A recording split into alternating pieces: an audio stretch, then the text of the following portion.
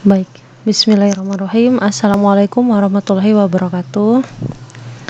Selamat pagi mahasiswa kelas Logika Dasar Matematika dimanapun berada. Semoga semua dalam keadaan sehat walafiat, semangat, dan berbahagia.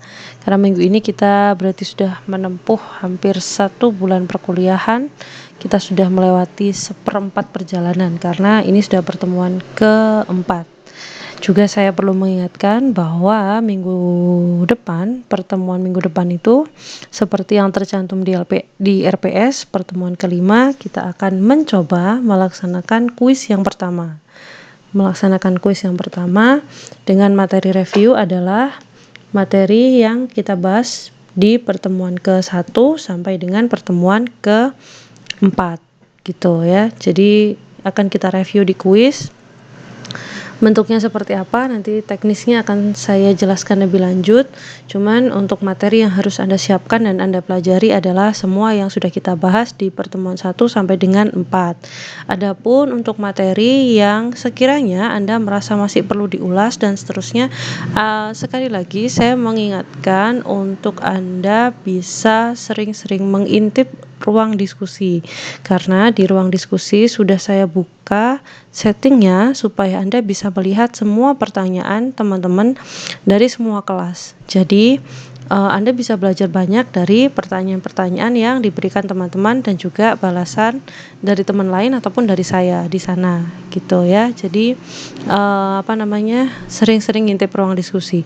Di bagian ini nanti saya tidak akan membahas lagi poin-poin yang seperti minggu lalu. Minggu lalu saya review dulu ya beberapa pertanyaan dari ruang diskusi. Kalau yang kali ini saya tidak kasih review karena di sana saya sudah menjawab dengan cukup lengkap dan cukup panjang.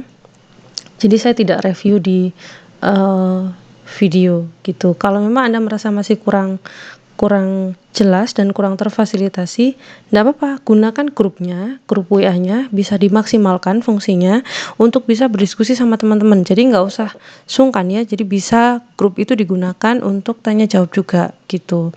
Yang penting pertanyaannya memang yang belum tercover di ruang diskusi gitu. Jadi boleh Anda gunakan, misalkan teman-teman ini saya belum paham bagian ini nih, ada yang bisa bantu sharing dan seterusnya, itu boleh ya. Barangkali kalau harus ke ruang diskusi kan kadang saya tidak membuka ruang diskusi ya, tidak membuka LMS maksudnya, tapi kalau WA kan lebih sering dibuka gitu, nggak apa-apa kan, kita sudah mengoptimalkan fungsi LMS ya kan. Kalau memang ada yang masih urgent dan belum bisa dibahas, boleh nimbrungnya di grup WA gitu ya, kira-kira seperti itu. Baik, untuk materi hari ini pertemuan keempat yang dibahas ada 5 poin utama ini, yaitu tabel kebenaran gabungan, kemudian ada tautologi kontradiksi kontingensi, selanjutnya converse, inverse, kontraposisi, kemudian kita akan membahas ekuivalensi dan nanti akan ada bentuk-bentuk yang ekuivalen. Sebenarnya untuk pembahasan kita tentang operator itu sudah selesai finish di pertemuan ketiga kemarin.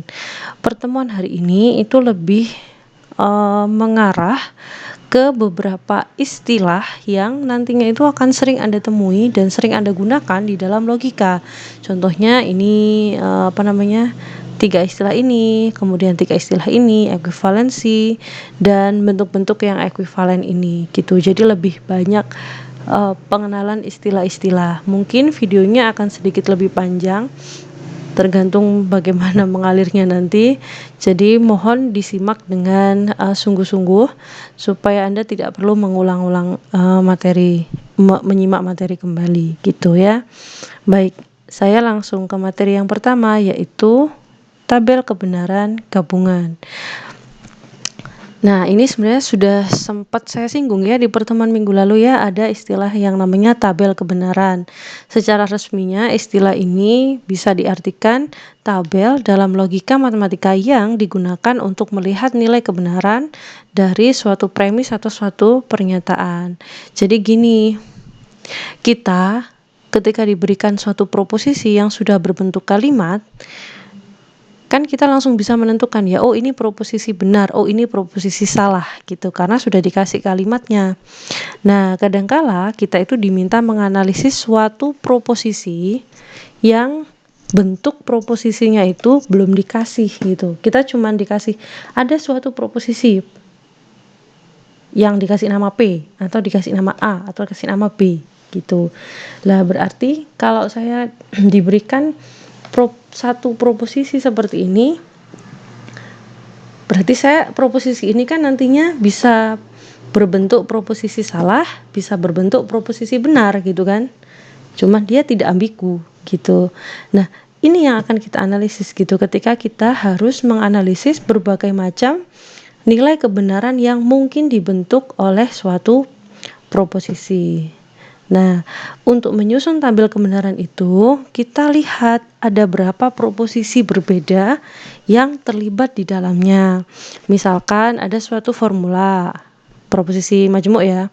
Ada suatu formula yang terdiri atas satu atom.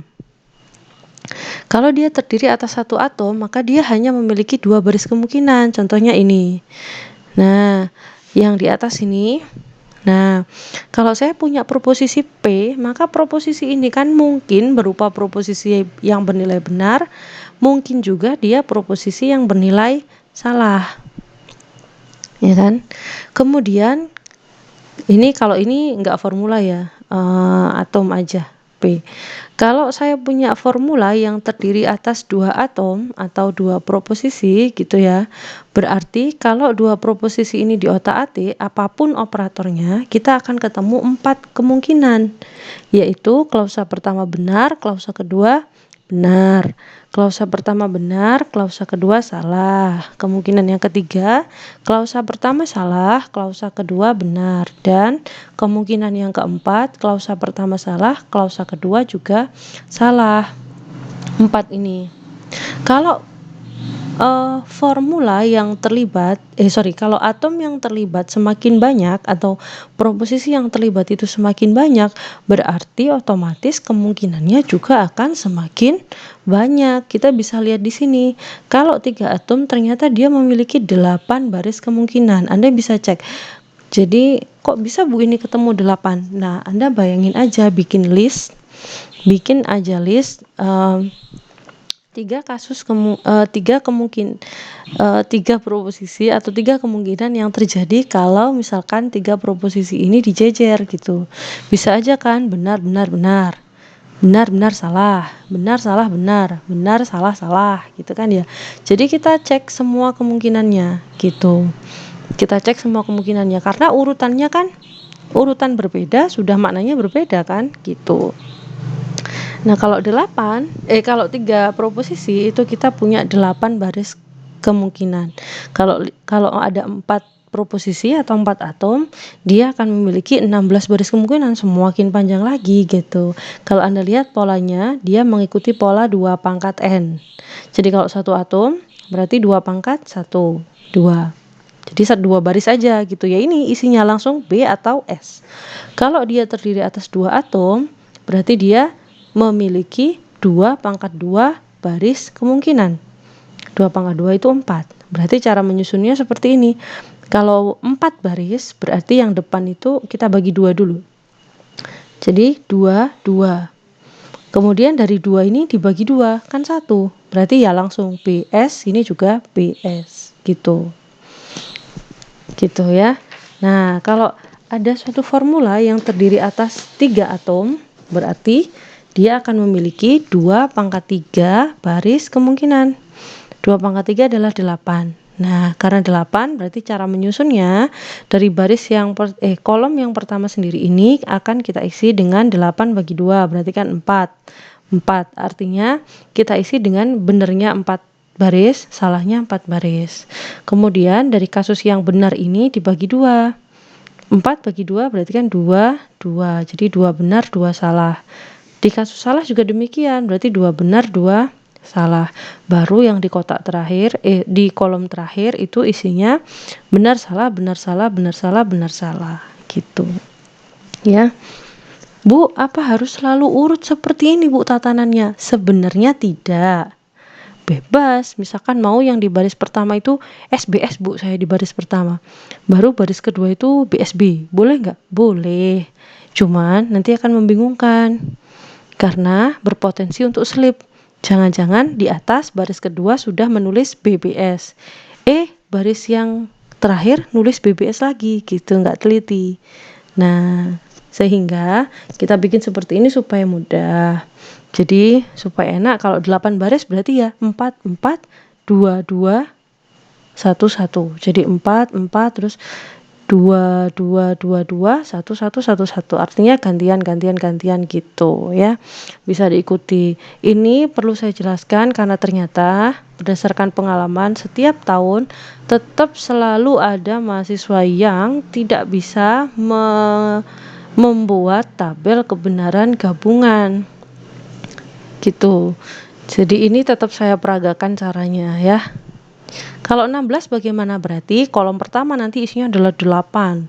8 benar, 8 salah. Jadi kamu nyusun ke bawah benar sampai 8 kali. Terus salah sampai 8 kali. Gitu. Terus yang kolom kedua nanti 4 gitu. Polanya terus ya, polanya mengikuti ya, tapi jarang kalau sampai 4 atom jarang. Ya, seperti itu. Nah, kita akan lihat ke contohnya. Misalkan ya, misalkan kita itu diminta membuat tabel kebenaran dan ternyata proposisinya itu majemuk atau formula. Biasanya kalau proposisi majemuk itu kan ada kurungnya gitu ya. Maksudnya kalau banyak kan ada kurung-kurungnya gitu. Maka kita mengerjakannya nanti berdasarkan urutan bentuk formula yang ada. Misalkan seperti ini. Nah, kalau ini Anda bisa lihat yang pertama. Di sini ini yang ingin dicek atau yang ingin dilihat nilai kebenarannya adalah kalimat negasi dalam kurung negasi P disjungsi P tutup kurung. Nah, kalau Anda lihat di sini ini ada berapa proposisi yang berbeda? Satu aja kan? Satu, karena hanya P. Loh Bu, itu kan P-nya ada 2. Ya, kita ulang. Definisinya adalah yang perlu kita perhatikan adalah berapa proposisi berbeda.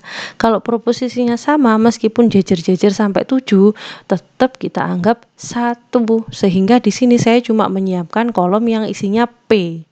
1 proposisi kan, P saja. Kalau satu proposisi berarti kemungkinannya adalah B S aja. Kalau nggak benar ya salah gitu kan.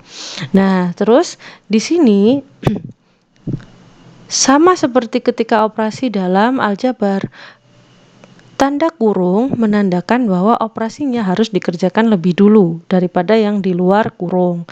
Lah yang di kurung ini kita harus menentukan disjungsi dari negasi P dengan P. Padahal kita belum punya negasi P, berarti kita tambah 1 kolom di sebelah kanannya yang bernilai negasi dari P. Nah, tinggal kita isi. Sama, kita isi kolomnya ini. Negasi dari P. Kalau di sininya B, sebelah kirinya B, berarti negasinya P adalah salah. Terus karena ini di sini, baris ini nilainya salah, berarti kolom ini kita isi benar karena negasinya salah adalah benar. Maka kolom negasi P ini sudah ready, sudah siap.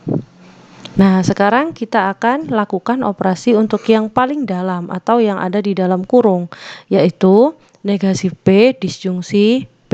Kita pakai hukum disjungsi sama dengan definisi bahwa kalau disjungsi ini kan inklusi ya, biasa berarti salah satu saja benar sudah bernilai benar. Di sini ada B, berarti sini sudah nilainya benar. Di sini ada 1 B juga, berarti dia nilainya sudah benar. Nah, bagian yang di dalam kurung kan sudah selesai, nilainya ini benar-benar. Kita tinggal menyelesaikan operasi yang ada di luarnya kurung. Ternyata yang di luarnya kurung operasinya adalah yang dikerjakan adalah negasinya. Berarti kita tinggal menegasikan apa yang sudah kita kerjakan tadi di dalam kurung tadi. Berarti negasi dari kolom yang ini kan, kolom ketiga ini. Jadi negasi dari B salah, S. Negasi dari B, S lagi. Jadi kesimpulan akhirnya negasi dari dalam kurung negasi P disjungsi P tutup kurung adalah semuanya bernilai salah gitu. Kita coba kalau ada yang lebih kompleks. Kita diminta menganalisis ini. Proposisi majemuk P konjungsi dalam kurung negasi P disjungsi Q. Anda bisa lihat di sini ada kurung, berarti nanti ini akan dioperasikan lebih dulu, terus baru akan disambung dengan yang di depan ini. Kita bongkar dulu. Ada berapa banyak proposisi berbeda? Jawabnya 2. Meskipun ada tiga benda kan di sini ini, tapi kan P negasi P disjungsi Q. Yang huruf kan hanya P dan Q kan, berarti ada 2 proposisi gitu. Loh Bu, lah negasi P ini kan berbeda dengan P. Iya, tapi kan cuma negasi. Kalau proposisi utamanya kan tetap si hurufnya kan. Nah, berarti dia di sini ada 2 saja, yaitu proposisi P dan juga proposisi Q. Sekarang kita bikinkan. Kalau kita punya 2 proposisi, berarti tatanannya kita akan punya 4 baris kemungkinan. Yang pertama, kolom pertama diisi BBSS, kolom yang kedua kita isi BSBS. Kita siapin dulu. Nah, ketika ini sudah, sekarang kita lihat. Kita mau mengoperasikan di dalam kurung. Di dalam kurung ini kita akan mengoperasikan negasi P dengan Q. Nah, negasi P kan kita belum punya, dibikin dulu. Jadi nambah 1 kolom dulu untuk negasi P. Jadi kita tambahin kolom. Kenapa Bu kok harus ditambah kolom? Kenapa nggak langsung aja? Boleh aja sih, cuman supaya rapi, bisa dilihat enak. Kalau panjang nanti strukturnya jelas ya. Negasi dari P berarti kita tutup dulu aja, nggak usah dilihat yang bagian Q, kan kita sedang belum berurusan dengan Q. Negasi P berarti kita melihatnya kolom P ini. Negasi B kita isi di sini salah. Negasi B di sini juga diisi salah. Negasi S dia nilainya benar, negasi S dia nilainya juga benar. Maka negasi P kolomnya isinya SSBB, sudah beres. Gitu ya. Nah, kemudian perlu nggak kita bikin kolom negasi Q di sebelahnya sini? Negasi Q. Kasihan lah Bu itu. Kan negasi P dibikinin, masa negasi Q enggak? Gitu. Nanti iri dong. Enggak perlu ya tapi. Kenapa? Karena di soal tidak diminta. Mubadir nanti kalaupun kita bikinkan negasi Q di sebelah sini, nggak kepakai gitu ya. Jadi kita tidak perlu membuang energi untuk membuat negasi Q. Kenapa? Karena di soal tidak diminta. Kecuali di soal diminta ya dibikinkan gitu ya. Karena ini sekarang sudah cukup untuk mengerjakan yang ada di dalam kurung. Sekarang kita kerjakan dulu negasi P disjungsi Q. Sekarang Anda lihat berarti kolomnya negasi P dengan kolomnya Q. Hukumnya disjungsi. Salah satu benar sudah bernilai benar, berarti ini baris pertama benar, baris kedua karena salah-salah berarti salah, baris ketiga benar, baris keempat juga benar. Yang di dalam kurung sudah selesai, tinggal kita gabungkan dengan yang ada di luarnya lah. Yang di luarnya kurung itu ternyata kita konjungsikan dengan P. Jadi hasil yang ada di kolom ini tadi akan kita konjungsikan dengan P. Dikonjungsikan berarti ya pakai hukum konjungsi. Yang mana definisinya konjungsi, dia akan bernilai benar jika dua-duanya benar. Yang lainnya salah, gitu kan? Nah, baris pertama di kolom ini nilainya benar, kolom P juga nilainya benar. Menurut hukum konjungsi, dia bernilai benar. Baris kedua di sini ada salahnya, berarti otomatis dia sudah salah. Baris ketiga di sini nilainya benar, tapi di sini salah, ya otomatis salah. Jadi kita lihatnya yang kolom yang ini hasil yang ada di kurung sama apa yang mau dioperasikan. Kolom yang lain ditutup dulu, nggak usah dilihat dulu sementara yang ini ya. Nah, kesimpulannya nilainya adalah BSSS gitu ya Bu. Kenapa kita harus bikin ini? Nanti di belakang akan ada runtutannya. Kita coba contoh yang lebih kompleks. Nah, kalau ini sudah jelas ya, kelihatan bahwa dia ada 3 proposisi yang berbeda. Ada P, ada R, ada Q. Berarti kita susun, siapin dulu kolomnya P, Q, R. Karena ada 3 proposisi, berarti kita menyiapkan 8 baris di bawah. Di isian, dimasukin B, B, B, B, S, S, S, S. Jadi 4B, 4S. Terus 2B, 2S, 2B, 2S. Selang-seling gitu ya. Terus yang terakhir BS, BS, BS, BS. Setelah ini ready, dilihat yang mau dikerjakan apa dulu. Oh, yang ada di kurung. Yang dikurung butuh apa? Butuh negasi R. Bikinlah kita negasi R gitu. Sama ya caranya. Negasi R. Terus yang dikurung dikerjakan dulu. Yang dikurung dikerjain. Pakai hukum apa? Oh, disjungsi. Berarti ya tinggal kita lihat. Oh, ini negasi R dengan Q. Maka yang R ini boleh ditutup dulu. Artinya nggak usah dilihat. Yang kita lihat kolom negasi R dan juga kolom Q gitu ya, pakai hukum disjungsi. Ketemulah seperti ini. Terakhir baru kita konjungsikan dengan P. Jadi yang lain ditutup, hasil yang terakhir ini kita konjungsikan pakai hukum konjungsi gitu ya. Ternyata ketemunya BBS BSSS gitu.